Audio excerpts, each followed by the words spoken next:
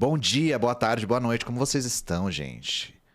Estamos aqui novamente com o Pororoca Regular, agora no lugar do Pororoca Classics, que foi o último, né?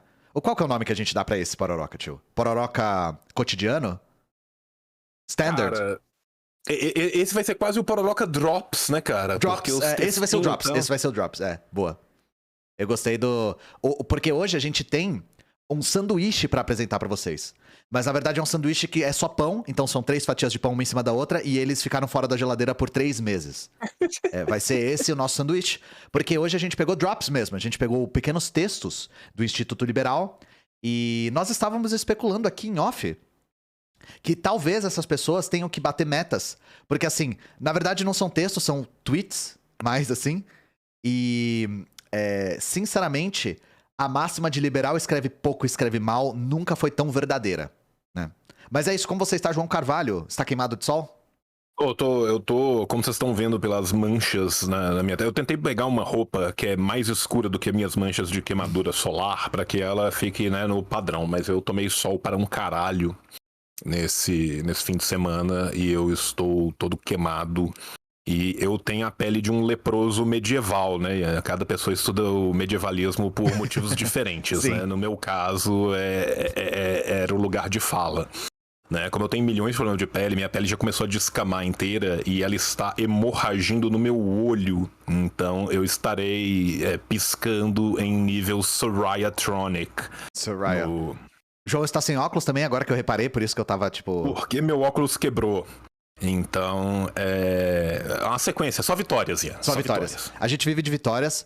Eu só queria dizer uma coisa que, antes de qualquer coisa, eu não tenho nada a ver com o furacão que está atingindo Cuba, primeiro, né? Eu não tenho relação com isso. Segundo, eu queria dizer que eu não sou financiado pelo Kim Jong-un, mas eu adoraria ser, porque eu já faço propaganda pra Coreia gratuitamente. Então, se vier o Pix, eu agradeço, de fato, né? E é isso, esses são os recados de hoje. E aí, vamos lá. Porque hoje a gente tem algumas coisas interessantíssimas pra mostrar pra vocês. Então eu queria que o João fizesse as honras, porque eu que li o John Locke, né, da última vez. Inclusive, né, sinto muito, né? Foi complicado. Cara, valeu muito a pena, sabe?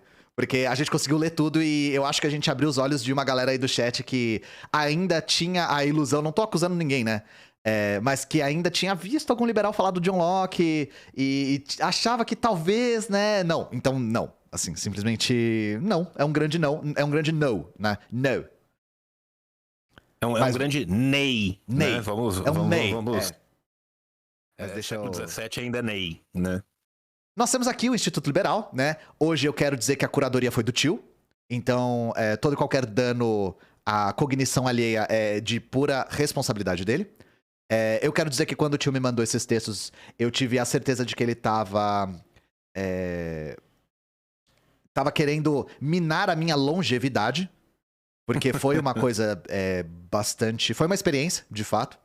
Cara, é aquela coisa, né? Dizem que só a radiação consegue alterar os seus genes, mas depois de ler esses textos, eu tenho certeza que agora o meu QI tem 35 dígitos e todos eles são 0. Sim. Nunca atingiremos o QI do Roger, do Traje a Rigor, né? Porque nós estamos fazendo o trabalho árduo aqui de tancar. E hoje a gente vai tancar o quê? A gente vai tancar o futebol feminino e a falácia da identidade de gênero. Eu já quero deixar uma coisa muito clara. Meu Deus, cara. Esse texto aqui é muito importante pra gente ver o porquê, na verdade, os libertários e os conservadores são muito semelhantes, tá? Porque existe um cisma quando vocês veem os próprios conservadores falando... quando vocês veem os próprios libertários falando, de que eles não são conservadores. De que eles são a favor da liberdade e tal. Só que o discurso deles converge um pouco demais, né? E aí vocês vão ver que, na verdade, o discurso é o mesmo, só que o argumento é diferente. E esse texto é um exemplo, sabe? Vai ser, mulher não devia jogar futebol, só que com um argumento, enfim, vocês já devem esperar, né? É aquela coisa, né? Em vez do cara falar que ele é conservador nos costumes, ele não é. Ele é conservador na economia. Sim. É a economia que força ele a ser misógino. Sim. E aí vocês vão ver qual é o malabarismo retórico aqui pra ele... de uma certa forma, na prática, fala assim, pô, mulher não devia jogar futebol, não. Futebol feminino é mó bosta. Mas é isso, tio. Você quer que eu passe a tela pra você ou você consegue abrir aí? Não, aqui tá super tranquilo, cara. Eu tanto tô com o meu aberto aqui no segundo monitor, sabe? Aquele segundo monitor, Ian, que as pessoas que trabalham com isso usam como uma ferramenta de trabalho, um segundo monitor. O pessoal fica me gastando porque eu insisto em trabalhar com um monitor só. Eu vou trabalhar pro resto da minha vida com um monitor só. Eu tenho um segundo monitor e eu uso como TV atrás de mim pra firula, eu não uso pra trabalhar. Cara, eu tenho um segundo monitor que se ele... Assim, eu não acho que ele tenha polegadas no plural, porque ele é do tamanho da minha Polegada, mão. né? Ele tem uma polegada. Sabe, ele tem polegada. Não, ele é literalmente do tamanho da minha mão, cara. É um negócio muito engraçado. Eu vou, inclusive... Né? Agora ele tá. Na verdade, é o meu Blueberry que eu coloquei aqui, né? Aqui, cara, esse é o meu segundo monitor. É um belo monitorzinho. Como monitor de criança, sabe? Esse é meu monitor de criança. Eu tenho esse monitor desde que, sei lá, 2010, qualquer coisa que o valha, assim. Eita, tô Parabéns pro monitor aí que sobreviveu aí a todos esses 12 anos. Não, ele não acredita na obsolescência programada. Sim, é o monitor soviético aí. É um monitor soviético. Esse monitor foi construído com peças que sobraram de um Lada, sim, sabe? Foi feito com o movimento estacanovista, né? Os caras acharam um novo método pra fazer monitores que duram esse tempo todo. Mas eu não uso 2 monitores mesmo, gente. Eu uso tudo num monitor só. Então, eu sei disso, e na primeira visita que eu te fizer, depois que eu te der um abraço bem apertado, eu vou te bater com o seu segundo monitor até você aceitar que você vai usá-lo. Eu gosto de dificuldades. Eu acho que, pô, fazer stream é tão fácil, pô. Eu quero colocar uma barreira de dificuldade aí. Então, assim, saibam que é plenamente possível crescer fazendo stream só com o monitor, tá? Eu sou a prova viva disso. Não, super é. E, cara, pensa o seguinte, durante muito tempo até eu comprar o que hoje é meu primeiro monitor, meu monitor de criança era meu único monitor. Então, assim... a gente tá aqui, a gente é a prova material de que é possível tudo, sabe? Mas é isso, tio. Vamos lá ver como os conservadores e os libertários são absolutamente diferentes? Ai, vamos lá, cara. Já começa com ele começa doendo. Ele começa doído, né? Vamos falar isso, né? Ele começa doído, né? Vamos lá. O discurso feminista adora disseminar que as mulheres ganham menos que os homens. Cara, sabe uma coisa que eu gosto muito nesses textos? É que eles conseguem... É lixo compactado, tá ligado? Sabe aqueles ferros velhos que compactam carro num cubinho, sabe? Sim. Isso aqui é um parágrafo. Na verdade, um período que tem tanto lixo... Tem discurso feminista, adora disseminar, é tudo errado, sabe? Que as mulheres ganham menos que os homens. Como se isso não fosse uma verdade a teste por órgãos supercomunistas como a ONU Mulheres. A ONU, órgão supercomunista. Não, e assim, feminista, qual? Tem várias vertentes do feminismo. Sim. Discurso, o feminismo não é um discurso, ele é um movimento, né? Uhum. Adora, é uma questão de preferência, ele gosta, né? Não é uma questão de necessidade. Disseminar, como se fosse propaganda. Disseminar como se fosse um negócio tipo disparo em massa no Zap. Eles conseguem, em todas as palavras, trazer algum tipo de ideologia, sabe? Não, é um tesseract de chorume, né? O bagulho tesserato. É muito compacto, assim. 4 dimensões, né? Continuando, essa ideia, tá? É uma ideia, não é um fato, uma ideia, não é um fato. Não é que existe materialidade prática disso, não é que em absolutamente todos os países capitalistas isso aconteça, não é que no primeiro lugar que isso não aconteceu por lei e garantido por lei foram nas experiências socialistas. Sim. Não. Essa ideia... É uma ideia. Sempre questiona a respeito da popularidade do futebol feminino e as diferenças salariais em relação aos jogadores do futebol masculino. Como para todo bom ideal, as ideias são seres nomotéticos axiomáticos. Né? E eu adoro isso. A ideia existe. Né? Os caras, eles conseguem... E antes do Hegel, eles estão lá no Kant, né, cara? Os caras, eles estão... isso aqui é tipo a ideia original com I maiúsculo, né? Devia estar com I maiúsculo aqui a ideia. Sabe, essa ideia é o motor primordial, é o motor primordial platônico, sabe, assim, gente, vamos falar em português, para de falar, né, fala português alienígena, filha da puta, né, mas qual que é o real aqui? A real é que o cara tá falando, primeiro, que as ideias têm uma existência a priori e exterior à veiculação por seres humanos. Sim. Isso é o idealismo levado nos seus últimos píncaros. É um idealismo tão metafísico que tem diversas religiões que não chegam nesse ponto. Tá? Os caras vão além do que boa parte da teologia vai. Né? Essa ideia questiona a respeito da popularidade do futebol feminino e as diferenças salariais em relação aos jogadores de futebol masculino.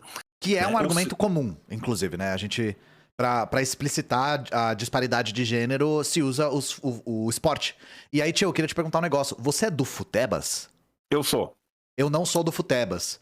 Então eu queria que você trouxesse a sua expertise no Futebas aí também pra discussão.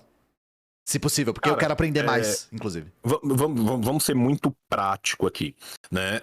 Enquanto o futebol não foi forçado a não prejudicar a existência do futebol feminino, o futebol institucionalmente, vamos pensar a FIFA, fez de todo o possível e necessário para cercear a possibilidade da existência do futebol feminino. O futebol feminino existe apesar da instituição futebol. As mulheres que lutaram para poder jogar futebol, lutaram com unhas e dentes, deixaram seu sangue, seu suor e sua linfa para poder conseguir jogar futebol. Para além disso, a disparidade que existe não é só salarial. A disparidade é de todo e qualquer tipo de apoio, desde o mais básico. Investimento público mesmo, né? Desde o investimento público ao investimento institucional, passando pelas instituições normatizadoras do futebol, a FIFA, as confederações locais, as confederações, né, sul-americana, centro-americana e tal, as federações locais, no caso brasileiro chama Confederação Brasileira de Futebol, mas é uma federação, as federações estaduais, em todos os níveis do futebol, o futebol feminino foi atacado desde o seu nascedouro. A existência do futebol feminino é o símbolo continuado de uma luta encabeçada pelas mulheres e alguns poucos homens que abraçaram essa luta, pouquíssimos inclusive, tá? E enquanto isso não foi percebido como uma possibilidade de lucro, e essa possibilidade de lucro só foi percebida depois dessa luta intestina, não houve nenhum tipo de tentativa de acolher ou de melhorar essa situação de forma nenhuma. O camarada Luiz aqui, do R$3, falou, futebol feminino chegou a ser proibido no Brasil. Não só no Brasil, em grande parte do mundo, durante um bom tempo ele foi perseguido pela FIFA. Tá? Então, assim, é uma longa história que não é uma história só do futebol, tá? É uma história que tem muito a ver com o deporto e as mulheres. Sim. Né? Porque aí, eu não sei se você já viu esse argumento, tio, com certeza você já se deparou com isso, de que a maneira como nós praticamos esporte competitivo é oriunda do modo de produção capitalista. Sim. As coisas estão intimamente conectadas, né? Cara, é aquela coisa, né? Em última instância, toda a superestrutura será, né, definida em alguma maneira pela infraestrutura. É óbvio que a gente tem sobredeterminações, outros tipos de determinações. Mas nós temos coisas nós temos coisas que antecedem o modo de produção capitalista, como o patriarcado, por exemplo. Então, mas a maneira como nós praticamos esporte competitivo contemporâneo nasce junto com o imperialismo, inclusive, né? E para além disso, né, assim, a questão patriarcal ela fica muito presente nisso também, e a gente tem que pensar que durante muito tempo a ideia do esporte ela também estava ligada a uma ideia de aristocracia. Uhum. Né? Isso não, obviamente, nas sociedades da antiguidade, não necessariamente em todas as sociedades do mundo. tá? Mas sob a égide do capitalismo e principalmente no momento de transição, isso era algo que num primeiro momento era aristocrático e depois vai ser cooptado pela esfera burguesa, até chegar no povo e tal, né? Para ser usado. Quando vai ser usado também com a ideia de dominação ideológica, né? No melhor estilo romano do pão e circo, né? Adaptada a outras condições. Ainda assim, né, a possibilidade de jogar lacrosse e rugby no século XIX não era para todo mundo, né? Deixando as coisas em termos um pouco mais claros. Né? Enfim, então, assim, a gente tem essa longa história de luta do futebol feminino, essa longa história de perseguição do futebol feminino, e para além disso, né, no futebol feminino, os números ainda são mais díspares do que se a gente for pegar a média do restante da sociedade. Se a gente for pegar, né, e aí o que o texto vai fazer? Ele vai pegar o exemplo de uma das jogadoras mais bem pagas do mundo e vai comparar contra o cara que é terceiro reserva no Ibis na segunda divisão de Pernambuco. É uma comparação muito justa e fiel, né? E claro, uma comparação completamente estatisticamente validíssima. Exato. Estatística é a paixão dos liberais, né? Vocês sabem que eles são muito afeitos de dados e evidências, né? Então, assim... Mas a real é que essa disparidade é ainda mais grotesca no futebol feminino, não que não seja no futebol masculino. Né? Uma coisa que a gente tem que trazer aqui e que é real é que o futebol tem uma plutocracia dentro do futebol que é completamente diferenciada do restante dos trabalhadores do futebol. A esmagadora maioria dos jogadores de futebol, os que são profissionais ou semi-profissionais, vivem com até 2 ou 3 salários mínimos. E até onde eu sei, tem gente que joga e trabalha. Faz as duas coisas. A maioria deles. Por isso que eu tô falando dos semi-profissionais. Que a gente pensa em profissionalismo para um esporte quando aquela pessoa consegue se manter daquilo, né? Se aquilo é a única profissão dela.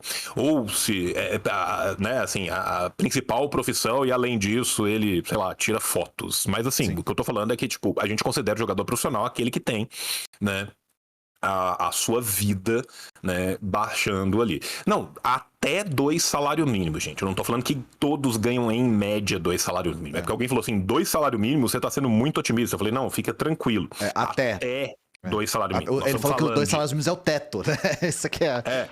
98% dos jogadores vão receber até 2 salários mínimos. Tá? E aí depois a gente vai ter, né, uma plutocracia que essa de fato, né, vai ter outra coisa. Gente, quando eu falei de fotografia, eu não quis dizer que fotógrafo não é profissão, não. Eu falei que se o cara é jogador de futebol e fotógrafo, mas ele tira fotos não como a sua profissão principal, mas vive do futebol, a gente já pode considerá-lo um profissional ou um semiprofissional do futebol. Quando a gente fala, um profissional na verdade, quando a gente fala semiprofissionalizado, a gente tá falando que o futebol é o bico, o futebol é a segunda fonte de renda. Quando o futebol é a primeira e maior fonte de renda, aí sim nós estamos falando de um jogador que, entre aspas, se profissionalizou, mesmo que aquilo não seja a única profissão que ele ganha. E, tio, falando em investimento, a gente pode observar também, como eu sempre gosto de trazer exemplos, né? A performance fuderosa que os países socialistas tinham, por exemplo, nas Olimpíadas. Por quê? Por conta de pesadíssimos investimentos públicos no desporto, sabe? Não é à toa a gente tem que entender que desculpa te interromper, não, imagina, mas pode só falar. porque assim, essa ideia do pesado investimento no desporto, ela não é uma ideia que é uma ideia genial que veio das experiências socialistas.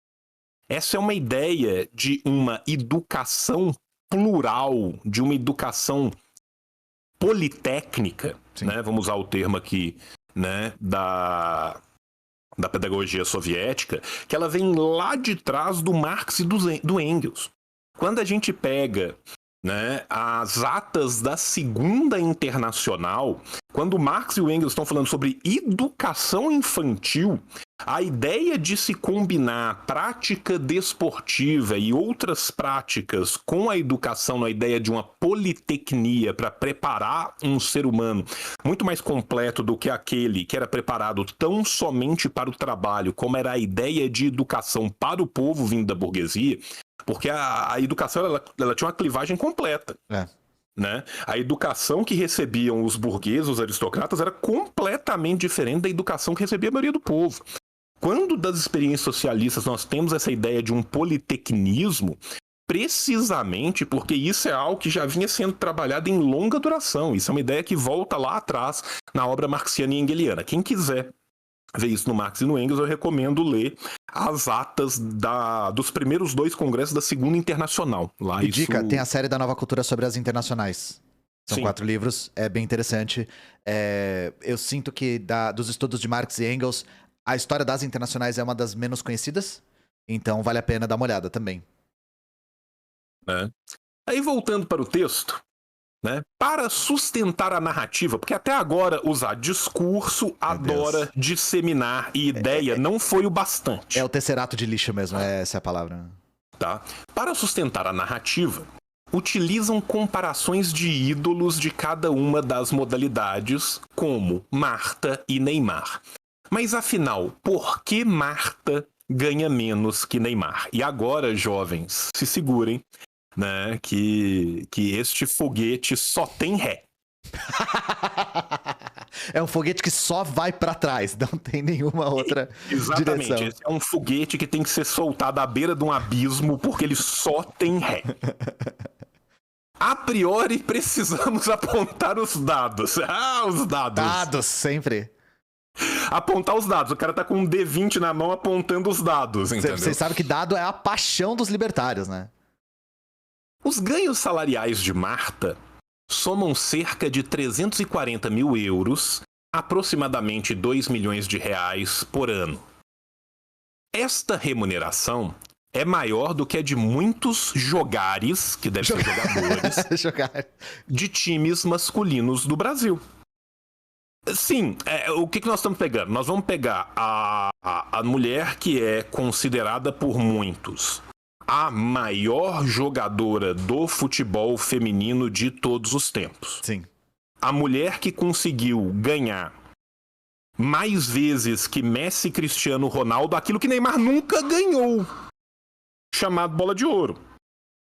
Tá? Nós estamos falando de uma mulher cuja carreira é renomada globalmente por ter atingido os maiores níveis por mais vezes do esporte que ela pratica. Essa mulher ganha em média 340 mil euros por ano. E são ganhos salariais, tá? Então nós estamos falando que de salário, a Marta recebe 28.300 euros por mês, tá? Eu peço que vocês notem um pequeno detalhe, que a mulher mais vencedora na história do planeta de um determinado esporte ganha por mês menos do que qualquer zagueiro da primeira ou segunda divisão britânica reserva. Tá? 28 mil euros por mês dá 7 mil euros por semana. Na Inglaterra se paga o salário ao jogador de futebol por semana. Você não vai achar na primeira divisão um menino de 20 anos de idade ganhando menos do que a Marta. Tá? Mas a gente tem que fazer a comparação justa. Comparar a Marta com o goleiro do 13 de Piripiri. Essa é a comparação Exatamente. justa. Né? Então, assim, nós estamos falando que a Marta, que ganhou, né? Eu não sei se foram 6, 7, 8 bolas de ouro. A Marta ganhou um rio de bolas de ouro, né? Que é a mulher que mais vencedora da história do futebol. 6 vezes. 6 vezes. Tá? 6 bolas de ouro. Esta mulher ganha, num ano, menos do que qualquer jogador recém-elencado do júnior para o time principal de qualquer uma das grandes ligas europeias. Tá? Quando a gente compara isso ao salário do Neymar, então a coisa fica ainda mais desproporcional. Mas foda-se, não é isso que ele quer ver aqui. Tá? O salário do Neymar em 2022, tá? Ao que vem sendo dito aqui, porque aqui eles consideram os ganhos também de propaganda, né? Então Neymar, fica muito, né? Fica muito alto. Porque tem muito mais coisa, né? O salário do Neymar, gente, é muito pequenininho, tá? Ele ganha 216 milhões de reais pela atual cotação do euro em julho de 2022. Tá? Por mês. 216 milhões. A Marta ganha 2. Por ano. Milhões por ano. Tá. Por ano. Tá? Então, nós estamos falando que a Marta ganha menos de 1/100º do que o Neymar ganha, sendo que a Marta tem 6 bolas de ouro e o Neymar tem parças. Sim. Parças. Mas não importa. Crias. Né? Crias. Só deixa eu agradecer a Rádio a Pé do Luigi. Sejam bem-vindos e bem-vindos aí, galera do Luigi. A gente tá... Deixa eu só recapitular, porque veio bastante gente nova. Nós estamos lendo um texto do Instituto Liberal. O futebol feminino é a falácia da identidade de... O futebol feminino e a falácia da identidade de gênero do Instituto Liberal. Como eu não domino o futebas e o tio domina o futebas, o tio está falando sobre futebas agora e nós estamos aprendendo. Bem, esta remuneração é maior que a de muitos jogadores de times masculinos do Brasil. Sim, essa remuneração, a pessoa que costuma ser a melhor do planeta no seu esporte costuma ganhar mais, por exemplo, do que a pessoa que é reserva num time semiprofissional na segunda divisão do Catarinense. Né? Isso acontece. Não obstante... Eu adoro os não obstante como se ele fosse contrapor uma ideia com a outra quando não há contraposição. Não obstante, ao analisarmos as audiências onde estão localizados os grandes clubes da UEFA, percebemos que, em média, a audiência do futebol masculino é de 65%, enquanto o feminino é de 35%. Isso ele tá falando... 65% do quê? Eu não entendi exatamente. Exatamente, né? Assim, de 65%. A audiência é de 65%. Né? A 65% do quê, velho? O que ele está querendo dizer, e que ele teve dificuldade de dizer, é que se pegarmos 100% do total de audiência conjugado em todos os países principais aonde se vê o futebol, a distribuição dessa audiência é 65% para o futebol masculino e 35% para o que feminino. Alguém falou 65% de 100%. Beleza, gente, obrigado. Eu tava confuso. Ou seja, o que nós estamos falando aqui? Nós estamos falando que para cada uma pessoa que vê futebol feminino, nós teríamos quase 2 pessoas, nós teríamos 1,75 pessoas, quase 8 pessoas, que veriam o futebol masculino. Não obstante, só de comparar o salário do Neymar com a Marta, apesar da proporção ser de 2-1 em favor do homem, o salário tá numa proporção de 100-1. 100-1, vamos falar em proporções, né? Já que nós estamos falando em proporções e isso aqui, entre a pessoa que é a melhor do mundo e o cara que não é o melhor do mundo. Tem esse detalhe também. Nós estamos falando entre a pessoa que é o melhor do mundo e o cara que é um dos possíveis melhores do mundo. Vamos pegar um negócio e vamos falar assim, porra... quem foram os melhores jogadores do mundo? Aí a gente pega o salário do Messi, pega o salário do Cristiano Ronaldo, pega o salário do Mbappé, pega, sei lá, sabe? E pega uma média desses aí, tá? E aí quando a gente pega o salário deles, todos os salários deles vão passar de mais ou menos 19 até 30 milhões de libras por ano, tá? Ou seja, nós estamos falando de gente que vai ter 100 vezes o salário da Marta até gente que vai ter 170 vezes o salário da Marta. Sim. Se a gente pega os últimos 3 vencedores para comparar com a Marta que venceu 6 vezes, a relação ela só tende a piorar. né? Mas vamos continuar vendo o que o cara tá mostrando agora aqui. Ele vai explanar agora. Porque isso aqui é a falácia do identitarismo. Sim, é a falácia do identitarismo. Ela chama metade do público e ganha 100 vezes menos e tá reclamando. Por quê? Sim. Né? Com base nos dados, quais dados aonde só Deus sabe, conseguimos analisar o porquê da existência de salários diferentes. Afinal, um empresário sempre irá preferir investir o seu marketing. Primeiro, a gente estava falando de salário e agora nós estamos falando da questão do marketing. A gente em momento nenhum discutiu os ganhos de marketing anteriormente no texto. É um salto lógico aqui. Né? Contratando jogadores influentes e que reúnem um grande público para realizar as suas campanhas publicitárias. Ele está justificando o salário base que a pessoa recebe, sendo que ela traz metade do público e recebe 1/100º a 1/180º de salário, com base na possibilidade de vender Pepsi. Isso, novamente, porque a gente não falou dos ganhos do Neymar com publicidade, né? Não falamos. Quando a gente fala dos ganhos do Neymar com publicidade, ele passa a ter rendido 90 bilhões de libras esterlinas no ano de 2021. A libra hoje tá quanto? Tá 6 e tanto? 7? Libra para real. Deixa eu ver quanto que tá a Deve libra tá hoje. alto. 5,74. Sim, não tá tão alto quanto eu esperava. Então, nós estamos falando de quase 500 bilhões de reais. Sim. Tá. Tenho certeza, né, que a Marta está ganhando o mesmo tanto na mesma proporção. No que tange a audiência em Copa do Mundo, aí ele vai trazer um outro, né, para mostrar que aquele primeiro, em algum momento ele parou e pensou, falou, não, 65-35 não dá 2-1, tá ruim, eu preciso de aumentar.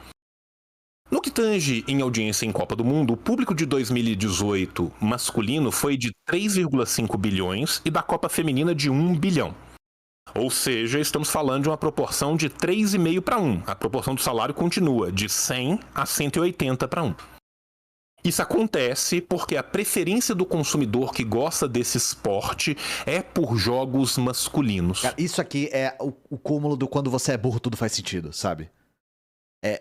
Não é como se a gente vivesse numa coisa chamada sociedade e como se a nossa sociedade tivesse uma história que tivesse algum tipo de ingerência nas preferências do público, mas enfim, né? São só preferências. Cada indivíduo escolhe o que quer, de maneira livre, espontânea e arbitrária, e é isso que rege o mercado, né?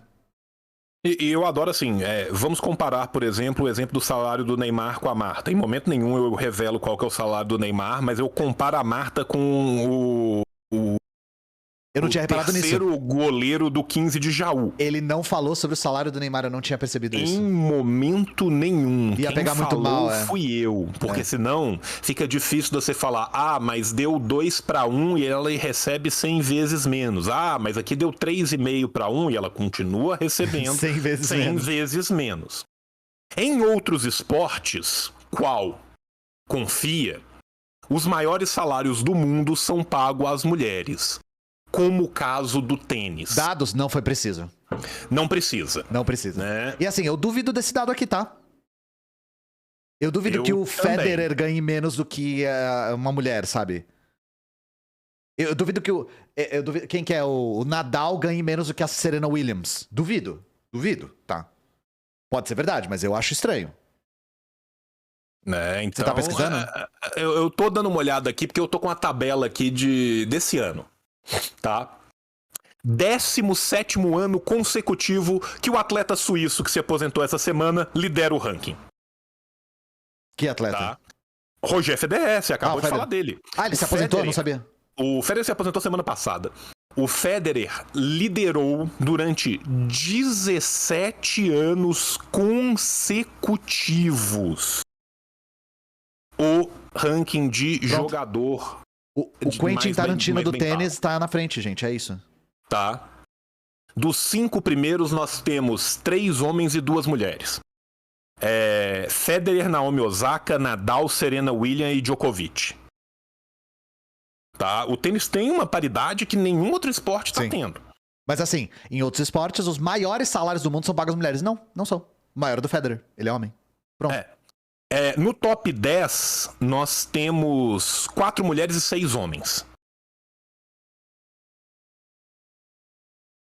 É o esporte que mais tem paridade que eu já vi. Deve ter no vôlei também, né? Talvez handball, não sei. Mas definitivamente não é no basquete, definitivamente não é no futebol americano, definitivamente não é no beisebol. Isso aí a gente pode ter certeza, não preciso nem olhar. No golfe. Esporte aristocrático aí, ó. Esporte de arrombado a gente não comenta. Enfim, né? E o tênis, ele tenta ter paridade nos prêmios do campeonato, né? Então, assim, o UFC e tal, vamos lá. Mas o que a gente tá falando aqui? Nós estamos falando do futebol, porque ele está usando o exemplo do futebol, né? Ou seja, a preferência mundial em cada modalidade de esporte. Lembrando que onde ele falou que os maiores salários do mundo são pagos às mulheres, como, por exemplo, o tênis, ele está mentindo e um homem liderou o ranking nos últimos 17 anos consecutivamente. Né? E tem um outro detalhe, né, que é assim, né?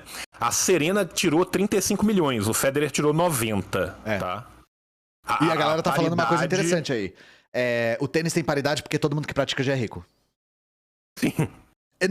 Não é zoeira, gente, porque o futebol é um esporte muito mais popular, o tênis é um esporte de elite. Né? E lembrando que os times só passaram a ter times de futebol feminino, não porque eles chegaram um belo dia a perceber isso como uma necessidade de paridade, uma reparação histórica. Não, porque eles foram obrigados. Sim. Tá? Isso foi uma obrigação.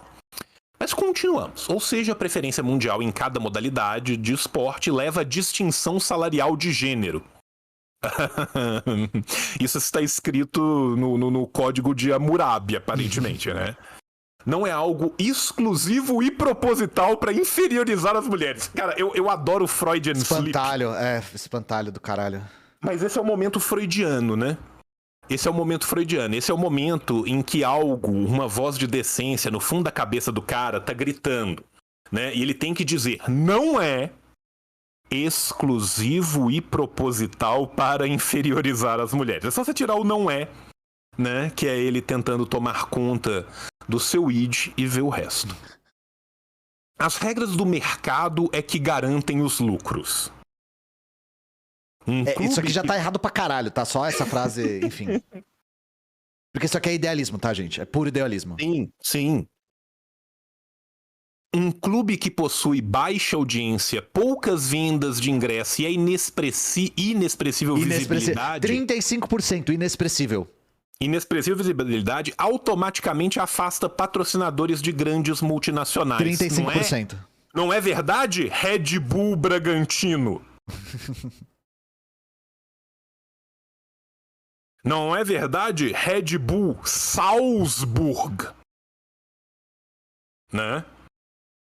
Não é verdade? Chelsea comprado por Roman Abramovich. Não é verdade? Todos os times britânicos comprados por grandes investidores para lavar dinheiro. É sim. É assim que funciona.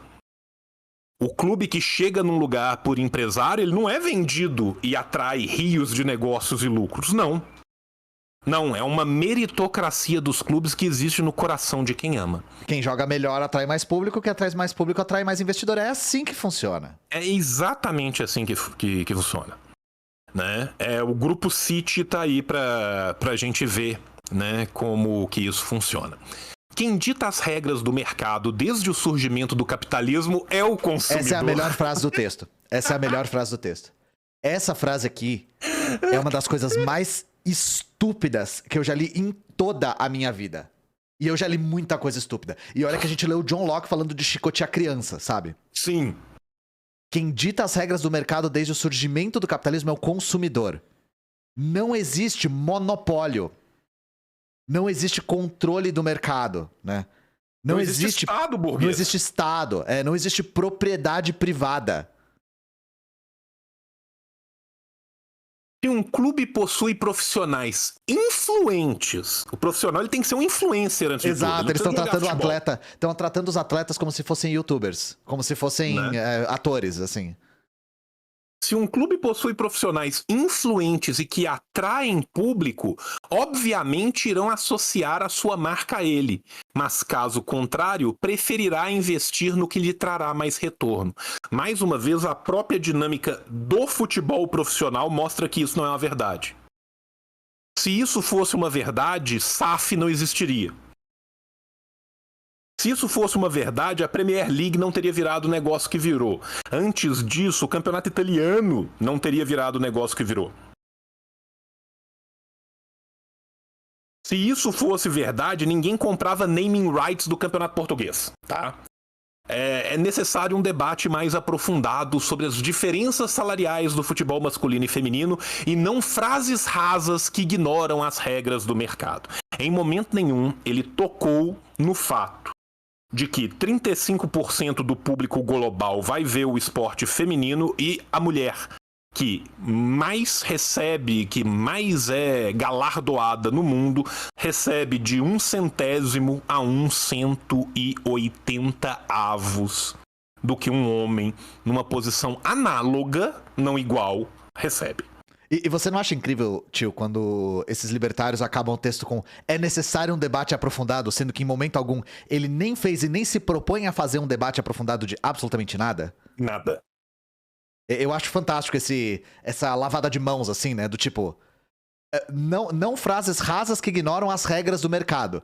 Então a gente vai, no lugar de frases rasas que ignoram as regras do mercado, frases rasas que ignoram a realidade material, né?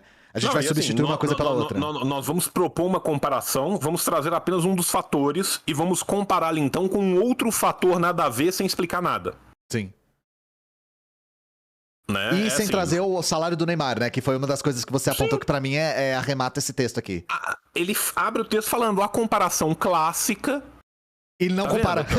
É Neymar e Marta. Eu acho que afinal, o cara. Ele falou. Marta ganha menos. Menos quanto? Não vamos falar disso. O cara, eu acho que ele falou assim, ou vou comparar. Aí ele procurou no Google e falou: mano, não vou comparar, não.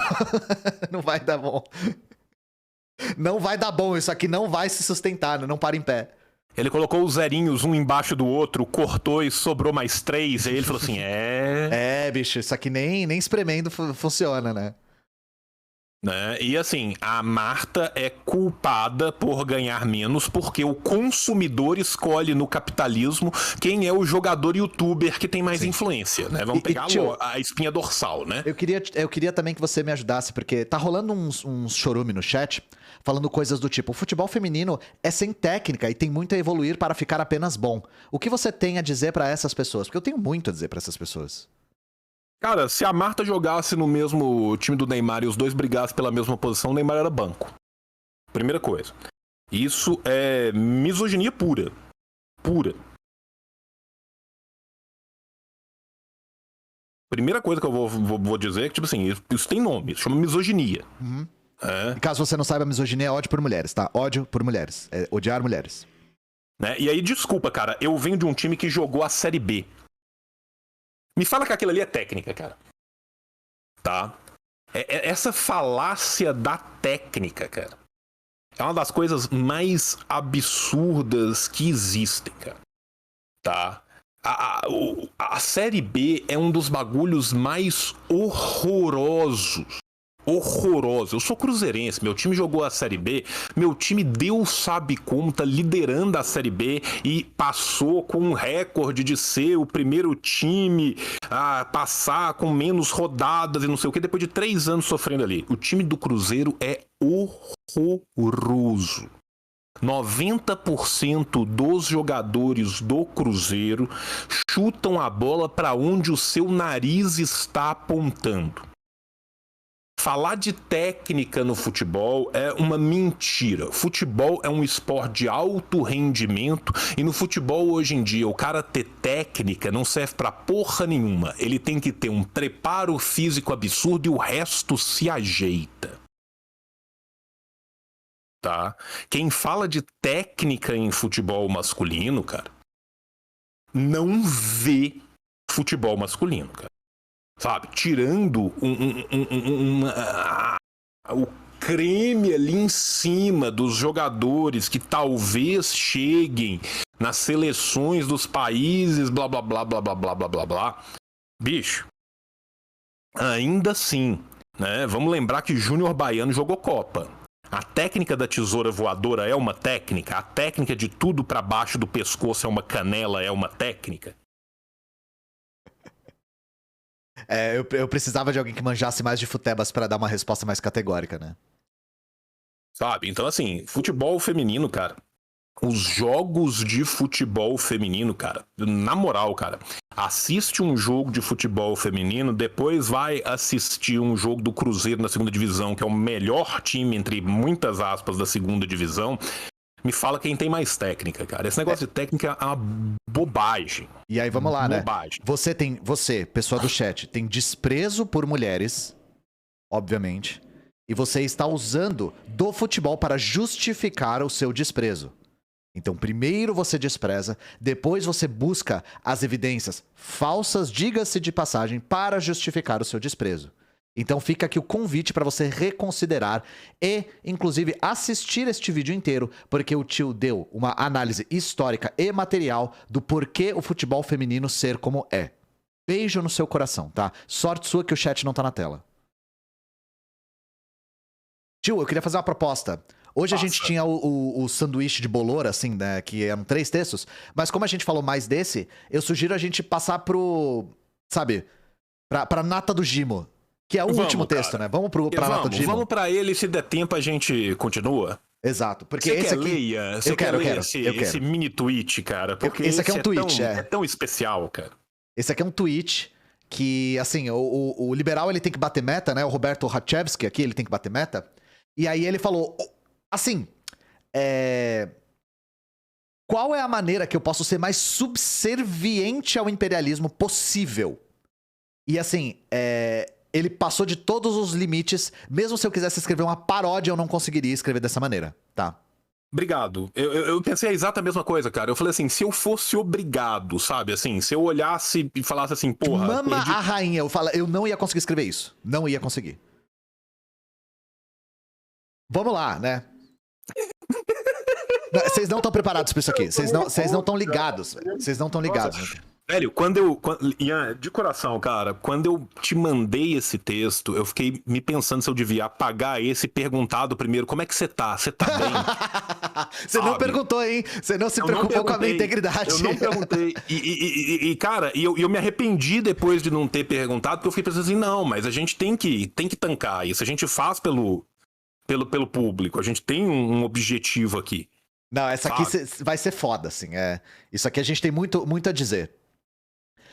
Se você acha que a rainha da Inglaterra deve alguma coisa a alguém, já começou com um puta tom acusatório, né?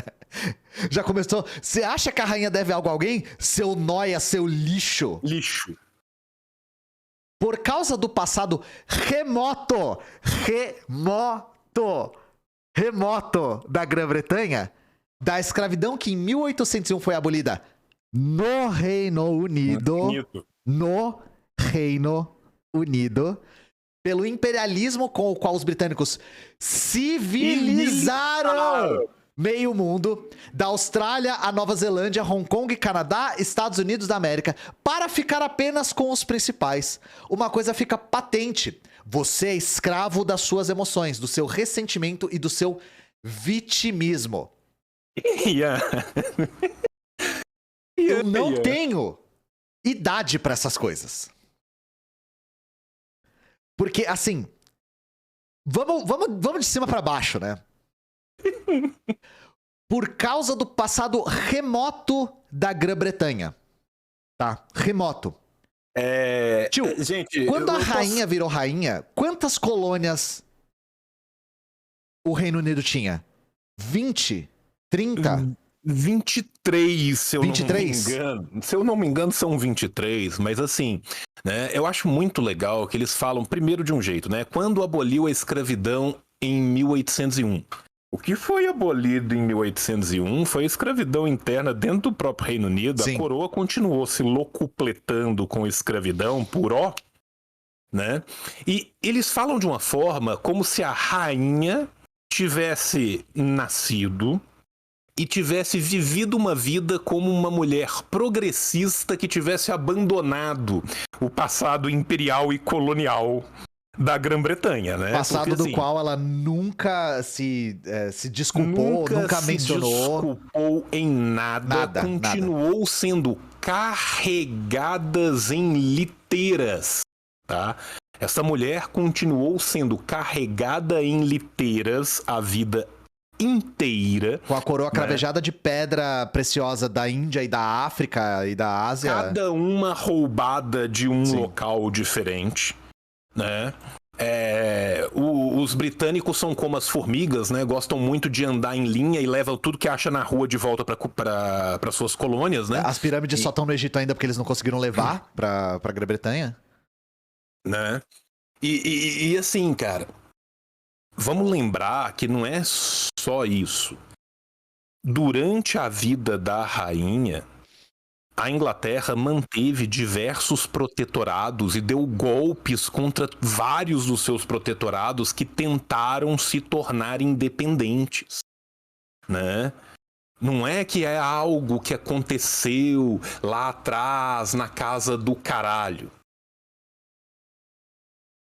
A Inglaterra deu golpes contra o Quênia, contra a Guiana, contra o Irã, contra os malaios. Tentou... Isso tudo durante a rainha, tá? Durante o reinado da Elizabeth. Egito. Participou ativamente da revolta nacionalista cipriota, participou ativamente da emergência de Adem. Conduziu não só o massacre sangrento, né, o Domingo Sangrento, o massacre de Bogside, como destruiu a Irlanda do Norte durante o século inteiro. Participou da Guerra da Coreia, mandando mais de 80 mil soldados. Participou da revolta do Brunei, participou da rebelião do Dhofar. Peraí. Pintou um cara aqui no chat. Quantas colônias a rainha desfez mesmo? Tio, quantas colônias a rainha desfez?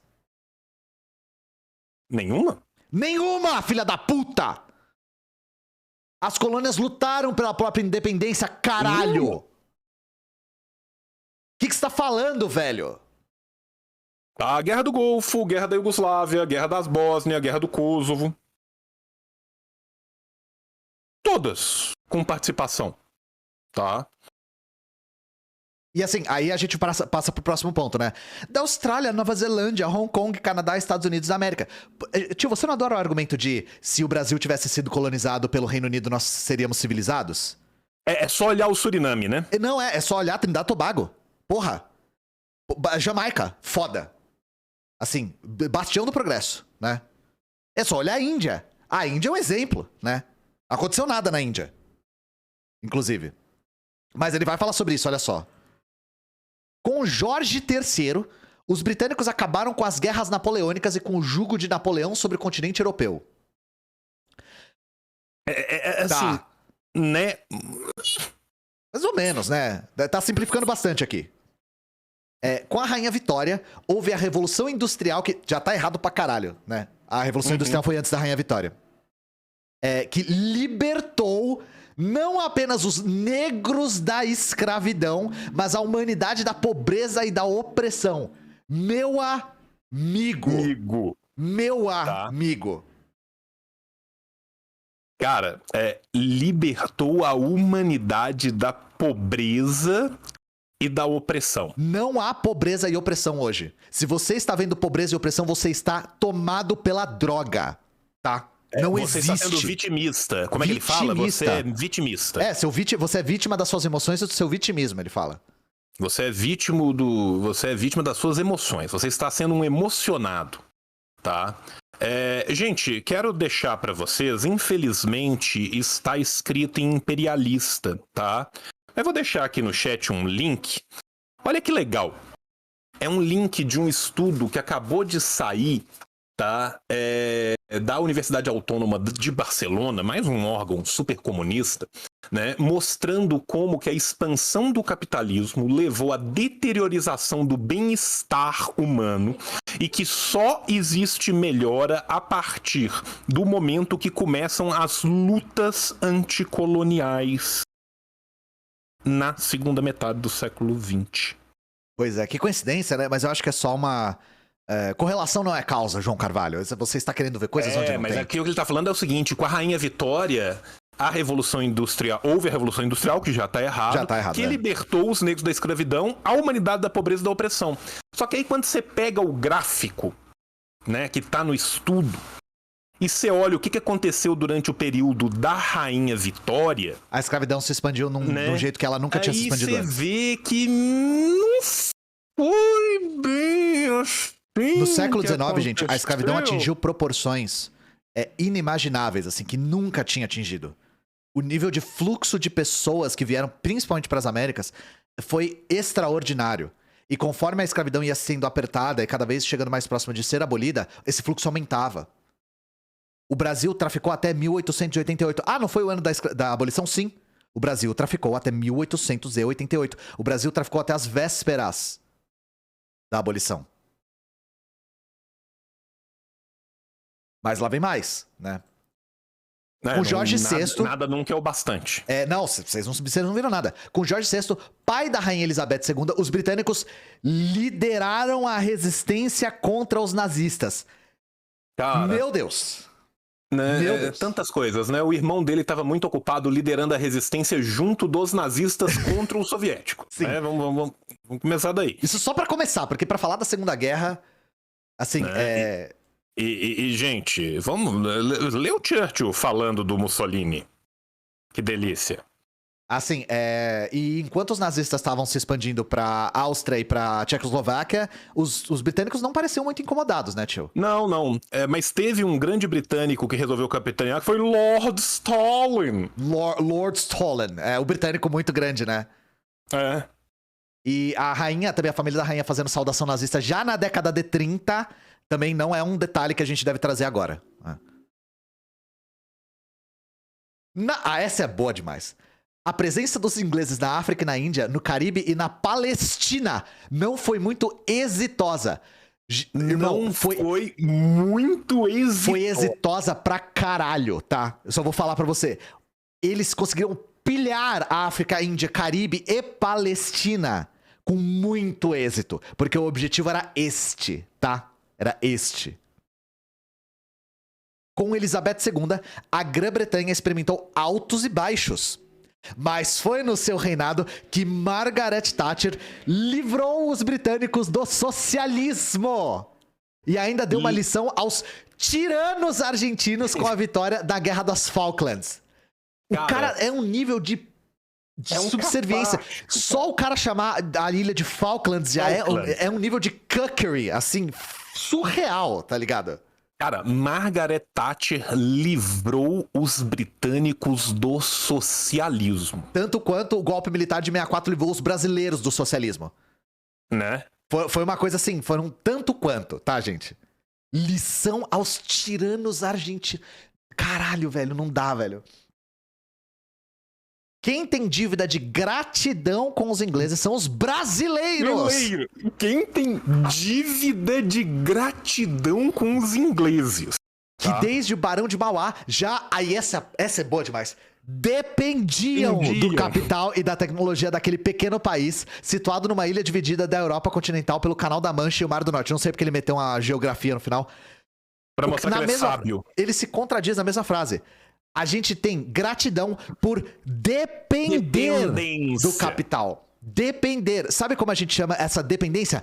Imperialismo. Essa dependência do capital chama-se imperialismo. Leia Lenin. O Brasil tem uma dívida de gratidão com a Grã-Bretanha por ela ter nos colonizado. Sim. E assim, pra vocês terem uma ideia, o Lenin cita a porra do Brasil no imperialismo. Ele fala exatamente sobre isso. Ele fala sobre capital inglês em São Paulo. É surreal, sabe? Então, assim, essa é a minha dica de hoje. Leia Lenin. Não, e detalhe, né? O Brasil, com a sua independência, ele ganha uma dívida não apenas de gratidão, ganha uma dívida com os Rothschild, né? Detalhe. Pessoalmente com eles, né? Podemos até voltar mais atrás, porque a dívida do Brasil com a Inglaterra vem antes. Né? É uma dívida pecuniária com os Rothschild. Sim. Então nós devemos tudo ao dedo de salsicha agora. E é isso. Esse texto é um nível de cuck, assim, pelo Reino Unido, que é difícil até de conseguir falar de tudo que ele traz, né? Então pouco. Novamente, o tesserato de lixo aqui fazendo efeito. Ai, cara, é um negócio maravilhoso, né, cara? Nós estamos falando de um império que sempre exportou homofobia, né? Sim. Vamos lembrar, né, o Alan Turing, o que aconteceu com ele, mas vamos lembrar que o código extramarino na sua seção 377 da Índia é repetido em todos os lugares onde teve os tentáculos nojentos britânicos, né, deste povo selvagem, pirata e sem lei, né, e essas leis vigoram até hoje em Singapura, no Sri Lanka, na Nigéria, no Zimbábue. Né? Mas é só isso? Não. Ela nunca pediu desculpa, nunca compensou nenhuma vítima dos saques à Índia através da Companhia das Índias Orientais, da fome de Bengala, da construção de campos de concentração contra os Mamal no Quênia, né? Do genocídio cometido contra os povos aborígenes no país inteiro, nunca reconheceu o comércio de escravo da monarquia britânica, né? Nunca se desculpou pelo legado colonial de saques da coroa. Né? Mas, quando ele falou de Hong Kong, quando a polícia colonial britânica em Hong Kong matou 22 pessoas na rua porque eles pediram independência, a rainha Elizabeth concedeu aos membros que causaram os assassinatos o título real por sua conduta, tá? Ela transformou eles em cavaleiros. Tem um outro elemento, você falou da homofobia, tio? Lembrando que ela era racista para um caralho e não permitia que pessoas de cor trabalhassem com ela. Mas vários corgis, muito fofo, né? Ela tinha muitos cachorros fofos. Então, uma pessoa muito boa. Sim, tinha corgis, é verdade. Falando da homofobia, o texto menciona a Thatcher, né? Recentemente vocês viram a aprovação do novo Código da Família em Cuba por referendo, tá? Uhum. Por referendo.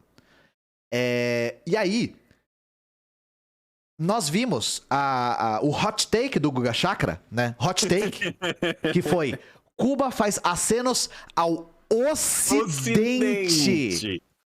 Gente, vamos falar do Ocidente, né? Porque assim, Cuba não fica no Ocidente, Cuba fica no Oriente, vocês sabem disso, né? Assim como o Brasil, que fica no Oriente. Gente, a Thatcher aprovou uma coisa chamada Seção 28. A Seção 28 proibia qualquer discussão acerca da homossexualidade em escolas e mais qualquer representação que naturalizasse relações homoafetivas na escola. Sabe quando essa lei foi revogada? 2003. 2003. Esse é o Ocidente, tá, gente?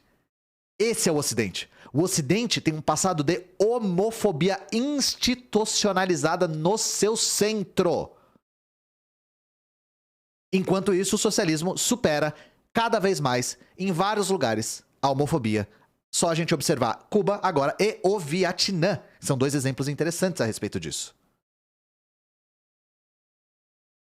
Eu só quero lembrar um detalhe, que até 2003 também, nos Estados Unidos, tá, era crime passível de cadeia a sodomia no Alabama, na Flórida, em Idaho, em Louisiana, em Mississippi, em Carolina do Norte, Carolina do Sul, Utah e Virgínia. E sexo oral entre as pessoas do mesmo sexo era crime passível de prisão em Texas, Kansas, Oklahoma e Missouri. Isso só foi revogado pelos Estados Unidos em 2003 também. Tá? Esse é o legado do Ocidente, tá? Esse é o legado do Ocidente, tá? Esse é o legado do Ocidente, só pra vocês terem uma ideia, né?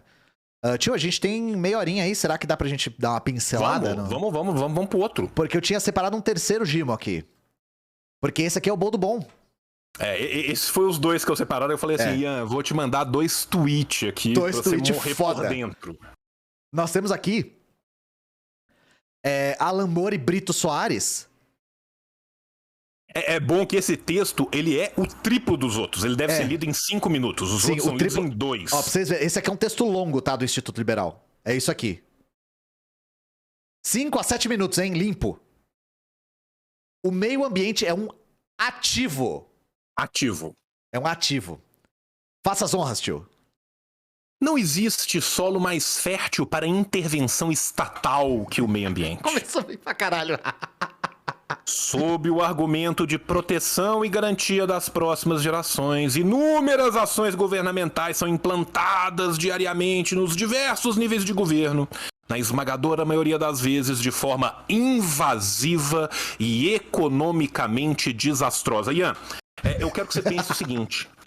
A Ileia Amazônica, se ela fosse cimentada, dava um estacionamento com a piscina de ondinha, cara. Muito foda, né? Daria uma Muito coisa que é nível cara. arquitetônico da reforma do Vale do Anhangabaú, com aquelas fontes que a água vai assim, cai no chão, assim, direto? Você já imaginou que se a gente cimentasse o Pantanal e colocasse no lugar dele um parque de Hot Wheels em tamanho natural, milionários podiam dar drift atirando com HK-47 pra cima, em vez de ter onça? Cara, pra que coati, onça, essas porras, paca? Você vê um monte de paca lá. E assim, aí o Estado me vem tentar salvar o planeta do seu próprio apocalipse. Vem tentar impedir que a humanidade destrua o próprio planeta. Esses malditos cientistas estão fazendo estudos que mostram que nós estamos fudendo a porra toda?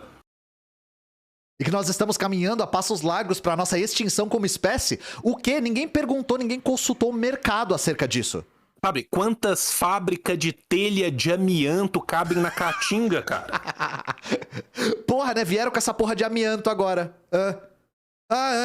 Eu tô com câncer de pulmão, porque eu tô morando numa casa feita de amianto. Ué.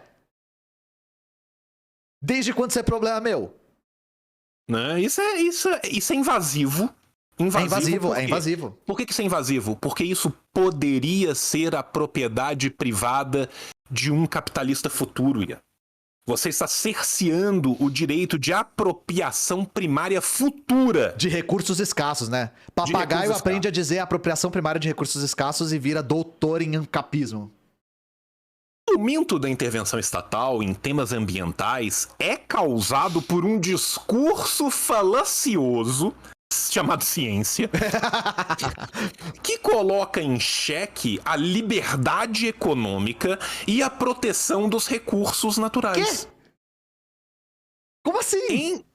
Em razão do suposto conflito criado, um conflito suposto, não existe. O setor privado vem sendo massacrado com obrigações ambientais inexequíveis. Coisas absurdas do tipo um pedacico de reserva, não pagar as pessoas em bens, não jogar lixo radioativo em mananciais, não escravizar uma criança de 12 anos em colheita de laranja, esses absurdos. Além de sofrer com amarras estatais que impedem o aumento da produção em determinados setores da economia.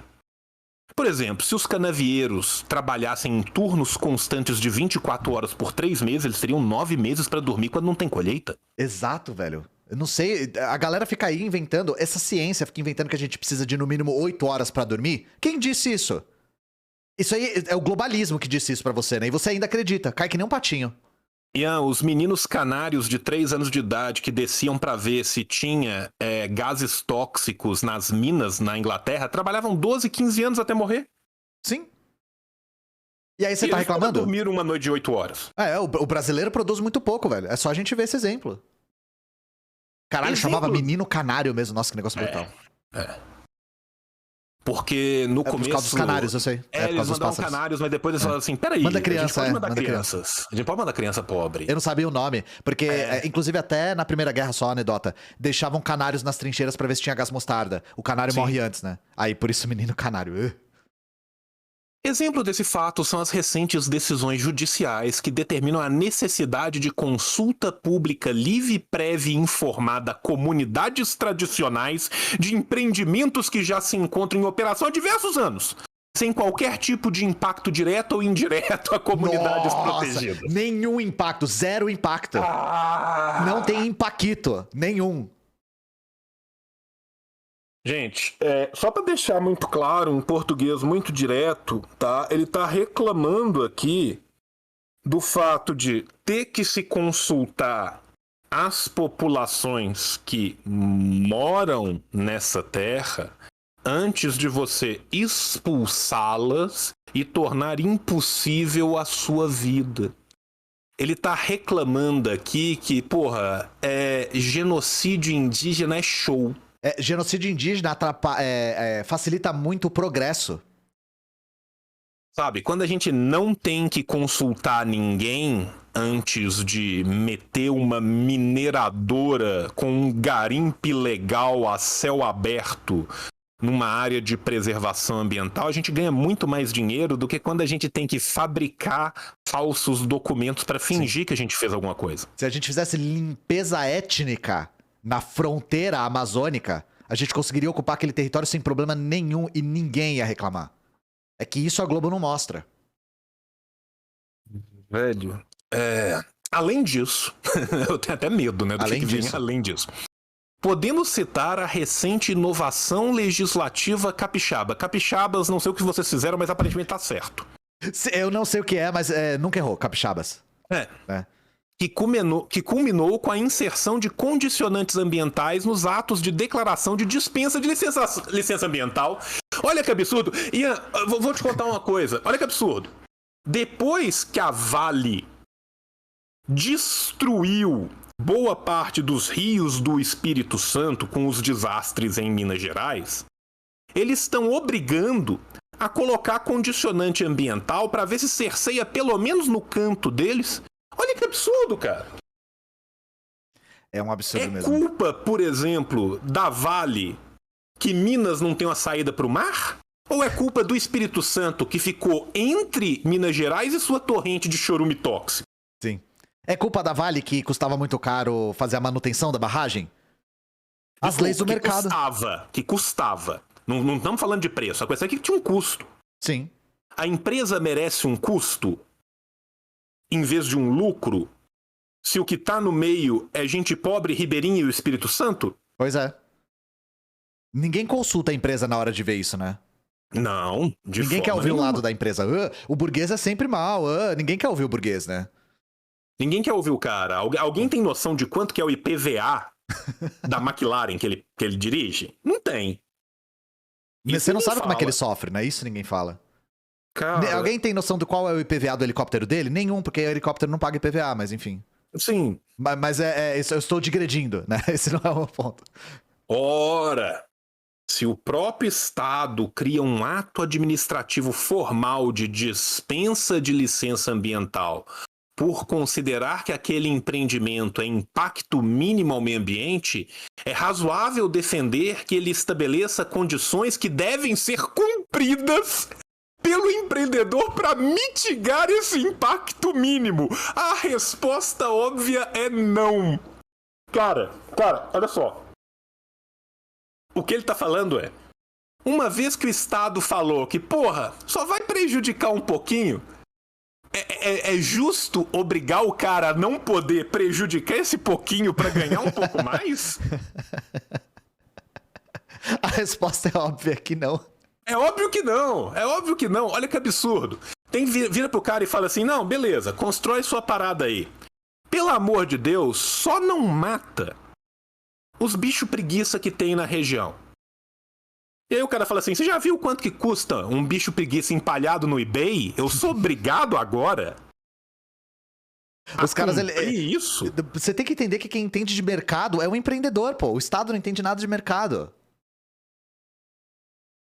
Cara, o bicho... Cara, literalmente o sujeito escreve uma frase aonde ele diz que a dispensa foi feita porque existe um impacto mínimo, mas que é um absurdo se precaver que esse impacto mínimo não seja atingido. Sim. Não obstante, como sempre, né? Não obstante é um favorito aqui. Os dados mostram quais dados? Os dados mostram, Não mostram pra gente, né? Que países com maior liberdade econômica possuem melhor desempenho ambiental? Os dados mostram que países do centro do capitalismo compram crédito de carbono fora do próprio país porque eles já destruíram tudo na primeira, segunda e terceira revolução industrial há 2 séculos atrás. Né? É isso que nós estamos mostrando. O que os dados mostram de verdade é que quem fez o maior reflorestamento do mundo nos últimos 10 anos foi a China. Sim. Isso os dados obviamente, mostram de verdade. É um país com muita liberdade econômica, né? Mas assim, gente, essa coisa da liberdade econômica, a gente tá vendo que é uma constante, né? Inclusive, a Renata Barreto meteu essa o tempo todo lá. Que eles usam essa lista esse ranking de liberdade econômica como se fosse uma bíblia, assim, é um negócio um pouco bizarro. E os critérios são muito tortos, né? Aí uma dica que a gente dá é: o centro do capitalismo sempre vai se colocar no topo das listas que ele próprio cria, tá? Então, não são critérios razoáveis. Não são critérios razoáveis. Novamente, isso aqui vai de desencontro com a realidade, né? Isso aqui briga com a própria realidade. Estudo comparativo elaborado pela Universidade de Yale. Tem ele citado em algum lugar? Não, né? Porque senão teria como ver os dados, né? Se tivesse, estaria uma citação aqui. Não tá. Não tem. Mostra que, à medida que países aumentam sua pontuação no indicador de liberdade econômica, elevam sua posição no indicador de proteção ambiental. Né? À medida que os países que têm 0,1% do que sobrou, porque já destruíram tudo, né? E se mantém predando no que eles ainda não destruíram no resto do mundo, né? Essa é a questão. A diferença de quando você visita o Canadá e quando o Canadá visita você. Isso é proteção ambiental no seu próprio país, né? Porque se for ver a proteção ambiental que a Noruega faz em África, eu tenho certeza que vocês vão se chocar. O Canadá faz no Brasil? No Brasil, exatamente. Procurem Belo San, tá? Garimpo em terra indígena no Brasil. Só pra dar uma dica, né? Os investimentos da BlackRock também, outra dica que eu dou aqui no Brasil. Mas é isso, eu imagino que mesmo se isso for verdade, claro, você consegue espremer os dados até eles sangrarem, mas se for o indicador de proteção ambiental no seu próprio país, é o que o João falou. Esses países do centro do capitalismo já destruíram o seu meio ambiente há 2 séculos. É literalmente isso. Né? E quando eles não estão destruindo o que restou e comprando crédito, né? Sim. A justificativa para isso é básica. Agora entramos no momento do malabar. O mundo é muito simples, né? Ambientes com maior liberdade econômica proporcionam melhores condições de negócio. Logo, nestes locais, a possibilidade de geração de valor a partir da preservação ambiental é maior. Como assim, velho? Como assim geração de valor a partir da preservação ambiental, velho? O que você quer vender dessa vez? Porque assim, deixa eu contar um segredo pra você. Se você tá falando de mercado de crédito de carbono, vocês compram dos países que vocês estão matando. Atualmente já existem diversas formas de exploração econômica da proteção ao meio ambiente. Mecanismos lícitos dentro do organograma jurídico burguês que garantem o futuro das próximas gerações. Eu tenho certeza que os nossos filhos estão garantidos. Vamos pegar, né, os protocolos de Paris, a renegociação da ECO 92, vamos pegar os protocolos da ONU de 2030, vamos ver quem que está cumprindo? Pois é. Vamos ver como que está sendo cumprido? E a remuneração daqueles que atualmente são responsáveis pelas obrigações ambientais. Nessa linha, podemos citar os pagamentos por serviços ambientais que foram regulamentados através da Lei 14.119 de 2021. A venda de cotas de reservas legais e reservas ambientais estabelecidas a partir do novo Código Florestal, o comércio e mercado de créditos de carbono ou de créditos florestais entre entes privados e públicos, além de diversos outros mecanismos. Gente, como é que esses mecanismos funcionam? Esses mecanismos funcionam da seguinte forma. A Europa, os Estados Unidos, os países do centro do capitalismo já destruíram mais de 90% das suas ideias originais.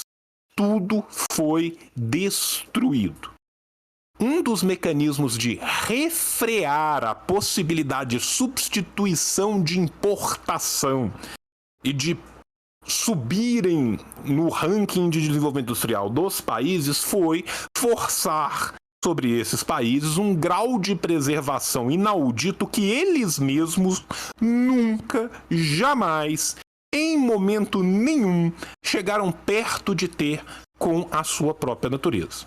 Mas, o que eles oferecem? Eles oferecem migalhas. Quem sabe até um croissant caindo do banquete no chão para você comer cheio de pelo de cachorro. Eles te oferecem, então, que se você manter certas cotas, eles compram o crédito daquela cota e eles vão usar aquele crédito para o que eles deveriam fazer. O que significa dizer? Significa dizer que eles não precisam mais de manter sequer o que sobrou deles mesmos se isso for comprado de outro lugar. Aí eu te pergunto, quem tem condição de comprar este tipo de crédito dentro do mercado global? Não sou eu, quem não é você. serão os produtores deste tipo de crédito? E aí o que você faz? Você regulamenta uma área mínima de preservação para venda de crédito, para você gerar um falso mercado de especulação sobre essa área mínima, enquanto você desregulamenta o resto. A gente está vendo, nós chegamos, né? Se a Amazônia passasse de 25%, né, de destruição total, né? O ciclo de carbono que ela prende para de funcionar. Nós já estamos em 23%. Só que aí você vira e fala assim, não, os 15% que estão ali de reserva podem ser vendidos ao mercado privado para gerar crédito de carbono. Quem vai vender isso? O Estado, mas ele vai vender por meio de contratos de parcerias público-privadas para a gente rica ficar mais rica e para o intermediário burguês ganhar mais. Enquanto isso, a gente desregulamenta o resto e passa o trator em cima. Então, o que você vê na África, na Ásia, nos países que são vítimas do capitalismo, é o quê? É o ataque constante ao restante que sobrou das suas leis naturais, enquanto você tem a monetização de um mínimo que oculta ao mesmo tempo o ataque máximo local e o ataque da própria Europa e dos Estados Unidos contra as suas áreas de preservação. Né? Então, assim, puta que pariu. O Brasil possui capacidade ímpar de geração de recursos financeiros a partir de mecanismos de preservação ambiental. Por quê, gente? Porque o liberal está muito preocupado com a natureza. Sim. Não, e existe essa lógica de que... isso aqui é uma toada muito neoliberal, assim, de que a lógica do livre mercado é capaz de resolver todos os conflitos humanos, tenham eles a ver com o mercado ou não. Inclusive, chega a ser no limite de ser aplicado até às nossas relações interpessoais, né?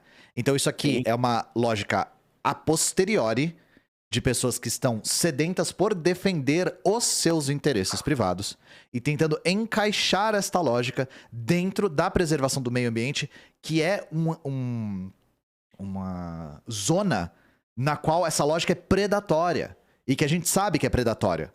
A lógica do mercado e do livre mercado, para a gente usar a expressão que eles usam, é profundamente predatória para o meio ambiente. Então isso aqui é um tremendo de um malabarismo retórico para tentar nos convencer, inclusive indo contra, novamente, a própria realidade, de que a lógica do mercado irá preservar o meio ambiente por si só, de maneira espontânea. O Brasil possui capacidade ímpar de geração de recursos financeiros a partir de mecanismos de preservação ambiental e justamente por isso atraiu os olhos mundiais na COP26 e possui inclusive bolsa de valores verdes. Imaginem por que esses olhos mundiais foram atraídos. Já em funcionamento. Contudo, nossa alta tendência regulatória, ou seja, não permitir que isso vire, né, um jogo louco de expropriação e criador de falso valor sem nenhum atrelamento real na mão da burguesia. E as narrativas falaciosas atreladas às questões ambientais brasileiras. Também conhecido como ciência, né? Também conhecido como ciência, também conhecido como observações materiais do que vem ocorrendo no Brasil. Como assim, né? O INPE tira foto de satélite e vê o avanço do desmatamento? Como assim? Né? Não tem nada mais falacioso do que um satélite com uma foto e a fumaça subindo. Não tem nada mais falacioso do que Cuiabá ficar à noite 2 horas da tarde. Isso é uma falácia. Tem tempestade de areia no Brasil. É um negócio que nunca tinha tido antes. Tempestade de areia, né? Então, assim, São Paulo, 3 horas da tarde, toda preta. Sim. Franca foi tomada por pó vermelho levantado da terra por conta do desmatamento, mas não, né? Enfim. Não, mas isso são narrativas falaciosas. Essas narrativas falaciosas estagnam o desenvolvimento desse novo mercado em nosso país. Né? Se não fossem esses malditos meninos e esse cachorro, sim, O Brasil tava decolando, se não fosse. Decolando.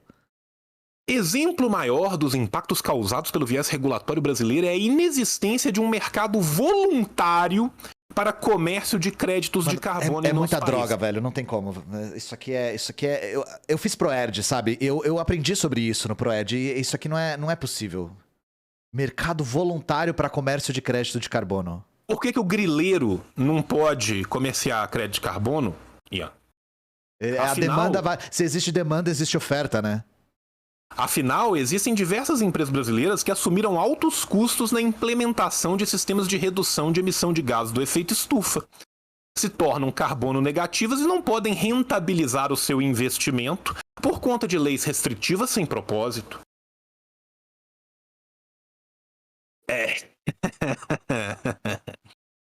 Como assim o cara foi forçado a não destruir o planeta e não ganhou nada com isso, né?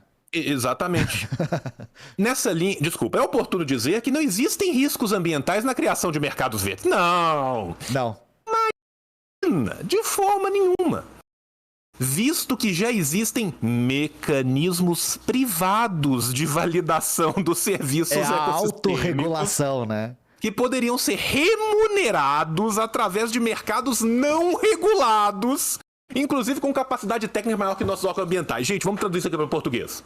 É um absurdo a gente falar que se a gente deixasse na mão dos próprios poluidores a capacidade de vender os créditos falando que eles não são poluidores, ia dar ruim, porque eles poderiam comprar e contratar empresas dos seus brothers e iam emitir títulos falando que estava tudo certo. Isso aqui é muito a polícia privada do Ancapistão, tá ligado?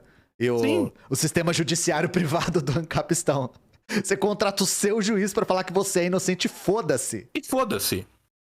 Sabe, já existem empresas privadas que têm a capacidade, uma impressora e um Word, de escrever qualquer coisa num papel. É um mundo novo que estamos vivendo. Nessa linha, é preciso dar um basta aos retrocessos que são criados em razão da intervenção estatal desmedida em questões ambientais. Afinal, estamos perdendo competitividade, empregos e renda. Você lembra que há 2 parágrafos atrás ele estava falando, é um absurdo que o dono da empresa não possa encher o cu de dinheiro. Mas é sempre fazer parecer que os interesses são gerais, né? É sempre fazer parecer, não, isso aqui tá fazendo mal pra todo mundo, tá fazendo mal porque não gera emprego, porque a renda não sei o quê, é sempre a mesma retórica. Por conta da limitação desenfreada às atividades privadas, sem obtermos o ganho ambiental correspondente. Né? A gente não está tendo ganho ambiental, não é porque a atividade privada vem predando loucamente para além e para quem e para diante do Estado. Não. Sim. As florestas não estão renascendo porque a gente não está deixando os poluidores terem um mercado completamente privado e autorregulado. Deus sabe por quê, de que eles jamais poluíram nunca. É esse o caso da conhecida Serra do Curral. Ah, filha da puta, chegou no novo no meu estado. Isso é coisa do novo do meu estado, só podia. Gente, deixa eu contar um negócio pra vocês. O Zema está rifando a Serra do Curral para a mineração, tá? A Serra do Curral está sendo rifada. Mas, meu Deus, como que isso aconteceu? Colocaram gente deles lá? Não, que fique bem claro que não é gente deles.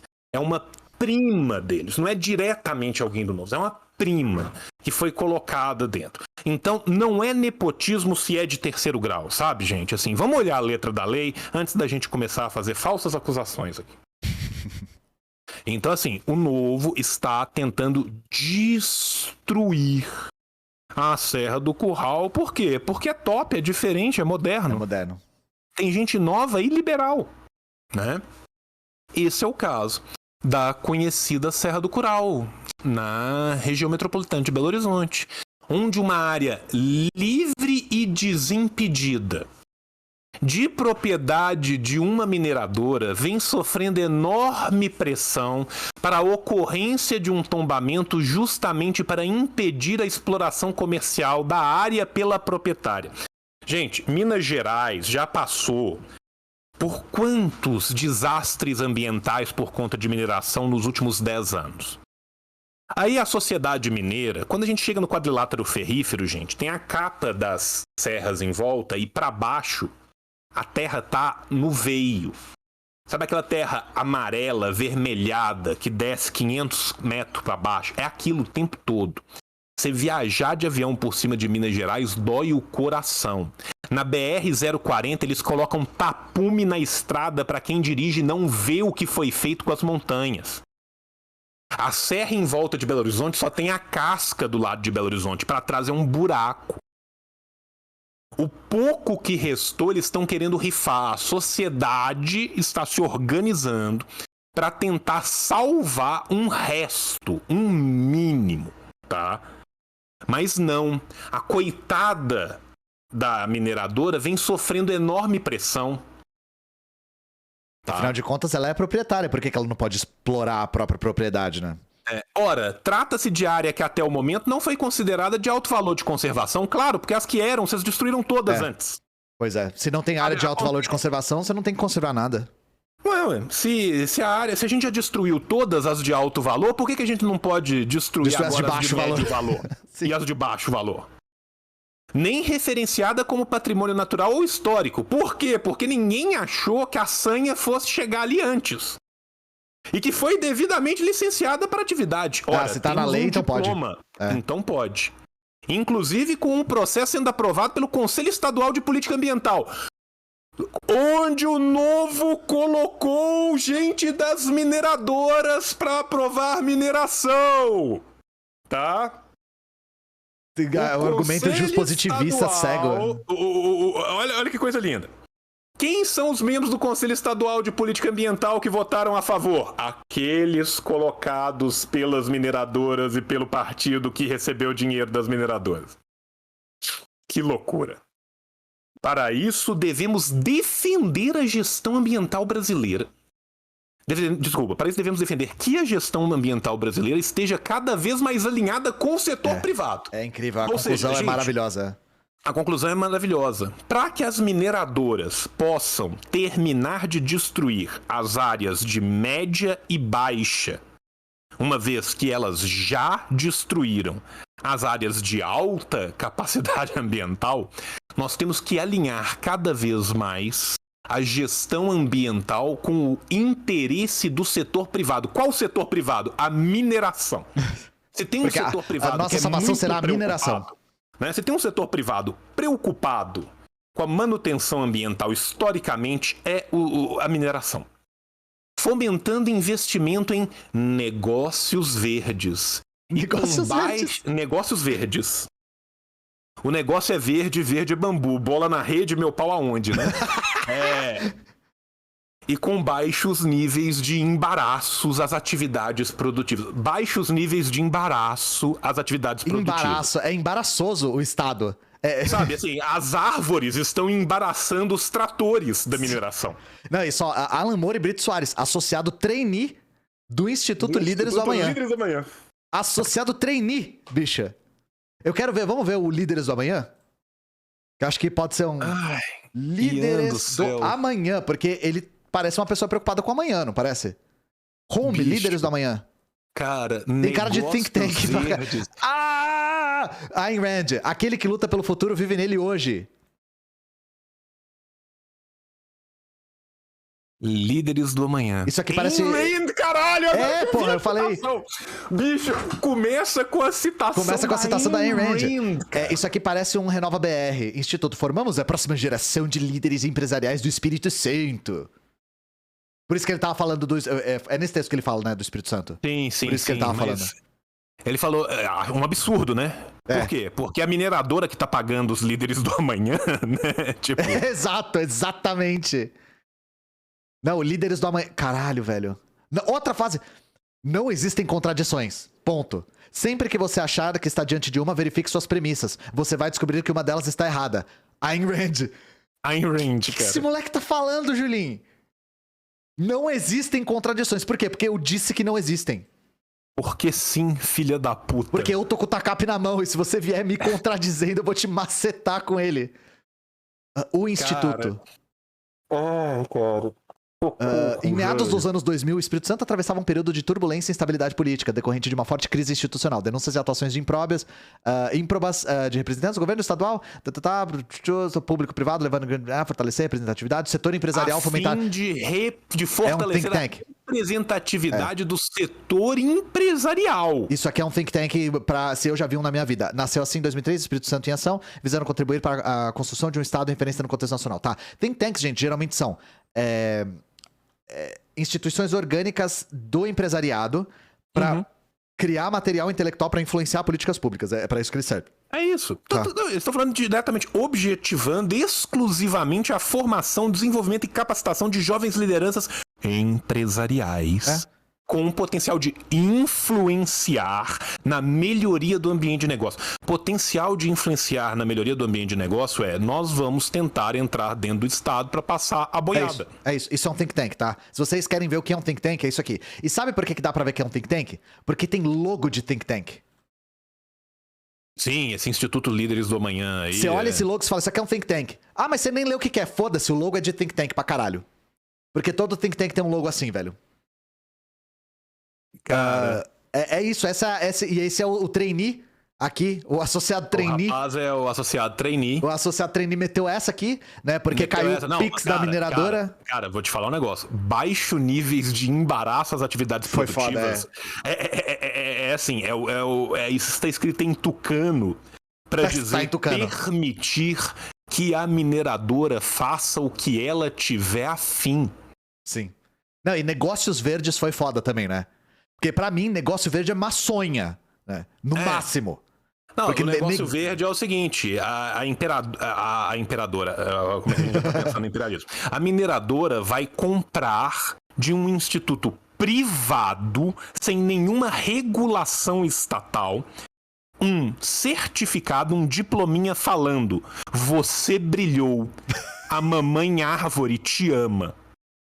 Ao mesmo tempo, ela vai ser desembaraçada de preservar qualquer coisa e ela vai fazer um buraco de 500 metros de profundidade, onde um dia foi o que sobrou da serra do curral. Mas aí quando alguém passar com um drone em cima e falar assim, caralho, dá pra ver Satanás lá embaixo. Dá pra ver o Olavo lá embaixo. Eles vão puxar o diploma e vocês estão vendo assim. Você tá vendo aqui esse diploma feito no CorelDRAW? Você tá vendo essa árvore abraçando um empresário enquanto ela chora? Tá aqui provado. Tá aqui. O documento prova. Tá escrito. O documento prova. Tá escrito. Esse órgão é certificado pelo Biro 9003 da Líderes do Pós-Amanhã. Líderes do Pós-Amanhã. O Instituto o Instituto Ayn Rand de Empatia Humana fez esse Instituto diploma. Atlas de Empatia Humana, né? Instituto Atlas de Preservação Ambiental aqui. Emitiu esse certificado timbrado, laureado e autorregulado pra dizer que eu abrir esse buraco aqui é lícito e está contribuindo com a preservação do meio ambiente. E você tá duvidando mais ainda? Vê a parte de trás, tem um QR Code, porra. Pô. Tudo que tem QR Code é legítimo. Vou trocar a câmera aqui, peraí. Ian do céu. É isso, tio. Hoje rendeu pra caramba, né? Hoje a gente fez pílulas, drops de chorume, né? Drops de chorume. Eu peço perdão pra qualquer dano causado aí à nossa audiência. Na próxima... Fazer o Pororoca Cápsulas, hein? Entre parênteses, de cianureto. A gente vai, no próximo episódio, retomar o Pororoca Classics. Porque nós temos já separado. E qual é... Vamos dar um pequeno spoiler, tio? Qual que é o texto separado pro Classics? Que agora vai ser Pororoca Le Classique. Era isso que eu ia falar. Vai ser Classique agora. Nous pousons, né? Nous pousons. Na próxima vez, iremos falar de um autor très joli.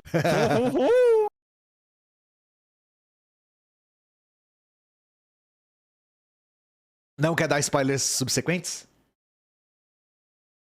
Deixa eu pensar, cara. Pode ser. A gente já falou. Será Classique no próximo. Será um Pororoca Classique. Pororoca Classique. Não é o Tocqueville. A gente pode dizer que não é. Não é o Tocqueville. Né? Se Mas vocês pode ser, gostam podia ser. podia ser. Se vocês gostam de pesos e contrapesos, vocês vão curtir. Bom, ótima. O que é? Gosta de pesos e contrapesos e odeia negros. É esse Exatamente. Essa é a charada, tá? É isso, essa é a charada. Beleza? Então é isso, gente. Ficamos por aqui. Hoje a gente rendeu muito e acabou cedo. Aqui nós temos altíssima eficiência no nosso trabalho.